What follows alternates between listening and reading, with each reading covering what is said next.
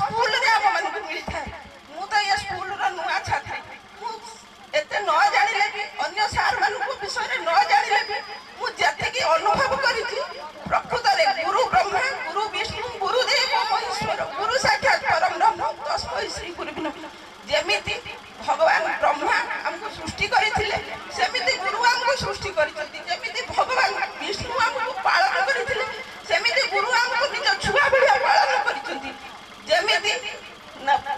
ଶିବ ଆମକୁ ସଂହାର କରନ୍ତି। ଆମେ ଭୁଲ କଲେ ଶିକ୍ଷକ ଆମକୁ ଦି ଚାପୁଡ଼ା ଦିଅନ୍ତି। ରାଗରେ ନୁହେଁ, ସୁଧାରିବା ପାଇଁ, ସମାଜରେ ପ୍ରତିଷ୍ଠିତ ମଣିଷ କରିବା ପାଇଁ। ହୁଏତ ଆମେ ଛୋଟ ବୟସରେ ଭାବ ପ୍ରବଣତା ହେଇକି ରାଗିକି କୁହେ ସାର୍ ଆମକୁ ପିଟି ଦେଲେ, ଏ ସାର୍ ଭଲ ନୁହେଁ। ନା, ଯୋଉ ସାର୍ ବେଶୀ ପିଟନ୍ତି ସେ ସାର୍ ସବୁଠୁ ବେଶୀ ଛୁଆମାନଙ୍କୁ ଭଲ ପାଆନ୍ତି, ଅନ୍ତରରୁ ଭଲ ପାଆନ୍ତି। ସାର୍ ଏଇଥିପାଇଁ କଠୋର ହୁଅନ୍ତି, ମୋ ସ୍କୁଲର ଛୁଆ, ମୋ ଛୁଆ କେବେ କୋଉଠି ନ ହାରୁ, ସମାଜ ଆଗରେ କେହି ତାକୁ ଖରାପ ନ କୁହନ୍ତୁ। ଆମେ ତାକୁ ଶିକ୍ଷା କ୍ଷେତ୍ରରେ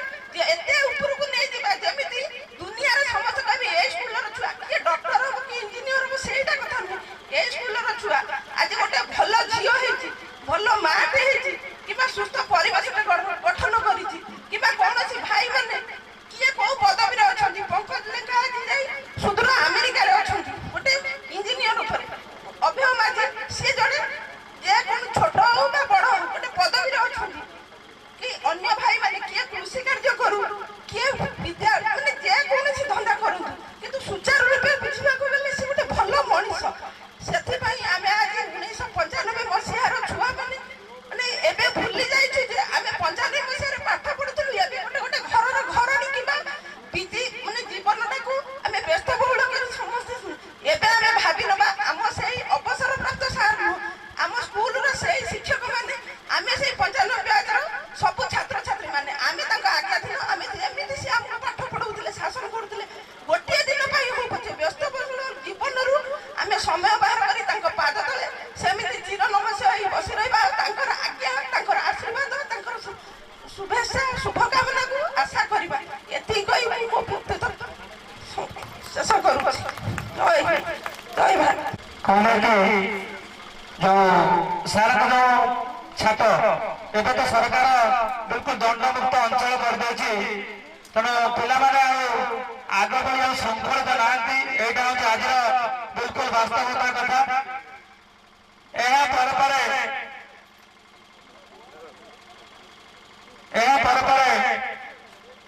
आम समस्त अति प्रिय आम समस्त अति प्रिय पूर्वतन तेनेगा एमई स्कूल प्रधान शिक्षक जे कि श्रीयुक्त प्रभाकर स्वाई महोदय मु अनुरोध करी से अभिभाषण रखिए। श्रीयुक्त प्रभाकर स्वाई महोदय एवं 95 मसीहा छात्र छात्री मान कौन कहबी बक्ता मैंने सब कहले तुम कथा केवल ये कहबी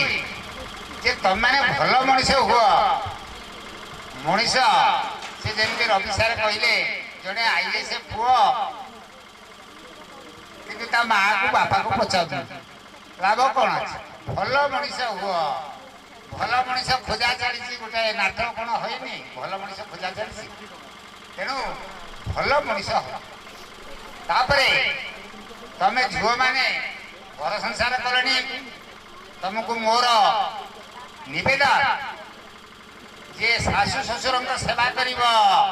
स्वामी सेवा कर नमर शिक्षा किसी लाभ ना ये जो शिक्षा पाइल किसी लाभ ना बा ये विद्यालय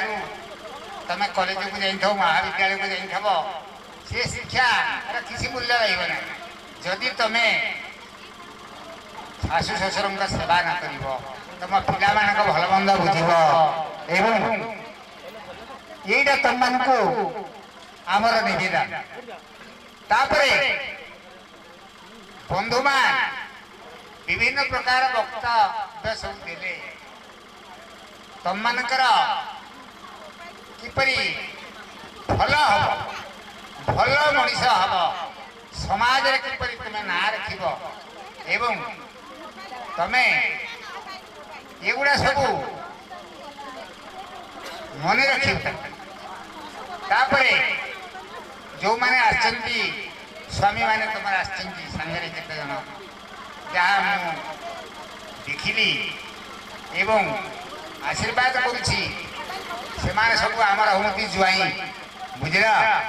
सी जुआई तुम झील मैंने सब तुम सब झील तुम जेहेतु आमर पाठ पढ़ीच आम पाखे तुम सब झील ସେ ଯିଏ ଆସିଛନ୍ତି ସବୁ ଜୁଆଇ ଯାହା ହଉ ତମମାନଙ୍କର ଏ ଯେଉଁ ବ୍ୟାଚ୍ ଫିଷ୍ଟି କଲ ବା ପଞ୍ଚାୟତ ବ୍ୟାଚ୍ ତମର ଯେଉଁ ବନ୍ଧୁ ମିଳନ ହେଲା ବା ଏକାଠି ତମେ ସବୁ ହେଲା ପରିଚୟ ହେଲା କିଏ କୁଆଡ଼େ ଥିବେ କିନ୍ତୁ ଦେଖା ହେଲା ପ୍ରାୟ ମୁଁ ତ ଚିହ୍ନି ପାରୁନି ଆଉ କେତେକ ପିଲାଙ୍କୁ ଚିହ୍ନୁଛି କିନ୍ତୁ ବହୁତ ପିଲାଙ୍କୁ ଚିହ୍ନି ପାରୁନି କାହିଁକିନା ମୁଁ ହେଉଛି ଅନୁଷ୍ଠାନର ସବୁଠୁ ପୁରୁଣା ଲୋକ କ'ଣ ବୁଝ ତେଣୁ ହୁଏତ ଆଉ ଜୀବନରେ ଦେଖା ନ ହେଇପାରେ କିଏ କହିବ ଆମେ ବୟସର ସାୟନରେ ପହଞ୍ଚିଲାଣୁ ଶେଷ ସମୟରେ ପହଞ୍ଚିଲାଣୁ ସନ୍ଧ୍ୟା ସମୟ ହେଲାଣି ଆମର କେତେବେଳେ ଅସ୍ତ ହବ କିଏ କହିବ ସେ କଥା କେହି କହିପାରିବେ କିନ୍ତୁ ତମେମାନେ ମନ ଦେଇକିରି ଅନୁଷ୍ଠାନକୁ ଇଏ କରିବ ଯେଉଁ କ୍ଷେତ୍ରରେ ଥାଅ ନା କାହିଁକି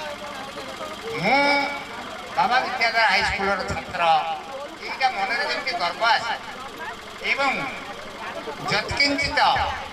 ତମର ଯଦି ସେଭଳି ଆର୍ଥିକ ସମସ୍ୟା ନଥିବ ହୁଏତ ଅନୁଷ୍ଠାନକୁ ସାହାଯ୍ୟ କରିପାର ଏଇଟା ମୋର ନିବେଦନ ଏବଂ